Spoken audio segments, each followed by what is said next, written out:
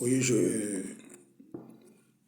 voudrais terminer la vidéo que j'ai commencé sur le deuxième cycle des prophéties de Daniel dans l'histoire contemporaine. Donc, je disais, dans ces prophéties, je peux découvrir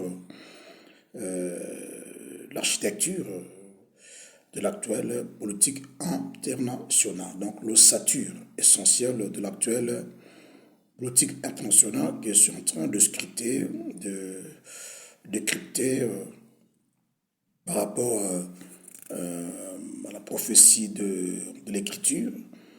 Ce cycle n'est pas fermé, c'est un cycle linéaire qui tend vers la fin des idéologies. Et nous remarquons aujourd'hui l'un des enjeux du conflit ukrainien, c'est la reprise. Beaucoup d'historiens, de chercheurs, de chroniqueurs n'arrivent pas à nommer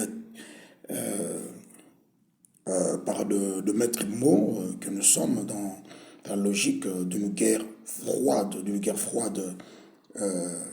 entre l'Est et l'Ouest, la reprise. Et là, je reprends ce que disait le professeur Bernard Badi, même le grand écrivain américain Francis Fukuyama. Ils ont parlé sur la fin de l'histoire, la fin de la guerre froide, sur l'utilité de l'importance de la guerre, des armes. Aujourd'hui, nous voyons ça reprend cette importance, cette guerre froide. On n'avait pas été prudent de comprendre que depuis la guerre en Syrie, s'affrontaient déjà des camps idéologiquement opposés, la Chine, la Russie, de l'autre côté, c'était les États-Unis et l'Union européenne. Donc, moi, je prends le courage de dire, nous sommes dans une logique de la guerre froide entre l'Est et l'Ouest. Donc, je ne m'en prends pas à ces grands écrivains, Bernard Badi, Francis Fukuyama et les autres. Si, moi aussi, à leur époque, je parle de la fin. Or, ceux qui comprenaient les principes bibliques allaient parler d'une trêve de la guerre froide, parce que sur la Bible, il y a la continuité de cette guerre idéologique entre l'Est et l'Ouest. Vous voyez, pour le Russe, le Chinois, la démocratie populaire, c'est une valeur. Vous voyez, et que la démocratie libérale, c'est de l'anti-valeur. Vous voyez, ce ne sont pas des vertus. Et pour les Occidentaux, la démocratie populaire, ce n'est pas une valeur, c'est de l'anti-valeur. Vous voyez, donc nous sommes dans cette logique. Et moi, je expliquais par rapport à la Bible la bestialité de la planète ou l'animalité de la planète. Donc, comme disait un Français, les gens l'ont mal compris. Il disait donner les armes à Zelensky, à l'Ukraine, c'est donner des armes aux enfants qu'il faut aussi encadrer. Et les gens se sont montrés violents et j'étais l'un d'eux. Mais après, j'ai compris ce qu'il voulait dire. C'est-à-dire qu'on a de l'élite politique internationale qui ont les armes en la main, mais qui n'ont pas le moral, qui n'ont pas le tas d'âme, qui n'ont pas la conscience. Vous voyez, donc ils peuvent utiliser les armes à tout moment, quand ils veulent. Vous voyez, donc, par exemple, Poutine, il marche sur les cadavres de soldats ukrainiens, de soldats russes. Pour lui, ce qui importe, c'est la victoire. Oui, il marche sur la destruction des infrastructures énergétiques et tout consort. Pour Poutine, c'est la victoire. Vous voyez, Zelensky marche sur le cadavre de soldats ukrainiens, de civils ukrainiens, des civils russes, des soldats russes. Pour Zelensky, c'est la victoire. C'est la même chose avec les États-Unis. Vous voyez, donc c'est ça la bestialité de la planète. Tout cela, c'est inscrit dans la prophétie biblique. Alors, comme je dis, donc venez nombreux. bientôt cette session unique et gratuite qui sera bilingue. On va prêcher, on va parler, enseigner en français, en anglais, vous serez très à l'aise, donc c'est très important de comprendre.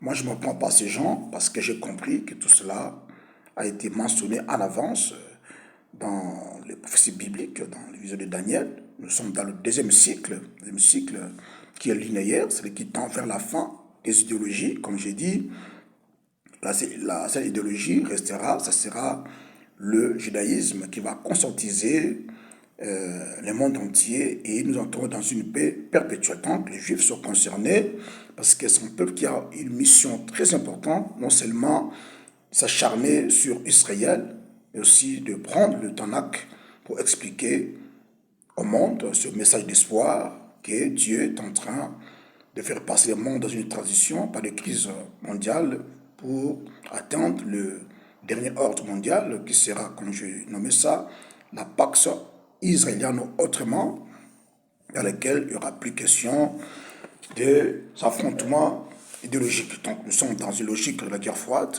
Vous voyez, je prends un exemple. Lorsque la Russie combattait les Afghans en Afghanistan, il y avait les États-Unis qui armaient ces grands, déjà mort, le commandant Mansour, je crois, c'est lui, même Ben Laden, les Américains, les armées pour combattre le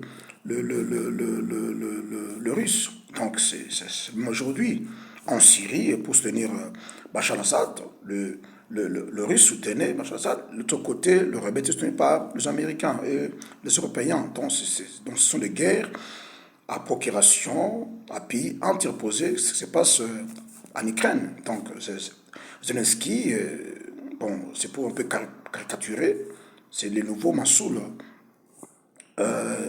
afghan, ukrainien.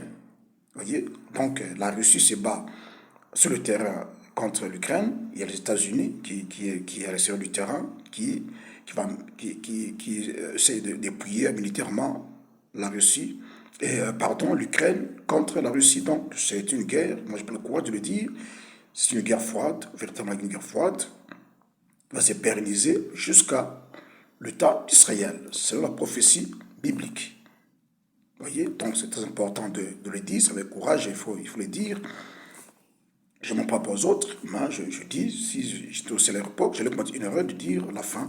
Mais c'est la prophétie biblique, on devait dire la trêve, parce que ça répond aujourd'hui avec la Russie, l'antagonisme entre l'Est et l'Ouest, donc les valeurs idéologiques s'opposent. Alors venez, tout cela, je vais expliquer ça, des concepts, les idées préconçues du capitalisme, du communisme, vous allez voir, c'était déjà développé dans les temps anciens, mais seulement avec la théorisation contemporaine, on a effacé l'histoire ancienne pour dire que ce sont des concepts contemporains, mais ils sont des concepts anciens, comme par exemple l'OTAN, comme par exemple la guerre en armement, la course en armement, je veux dire, pardon, nous avons la dissuasion nucléaire, ce sont des concepts très anciens qui ont été effacés à cause, je peux dire, de l'européanocentrisme.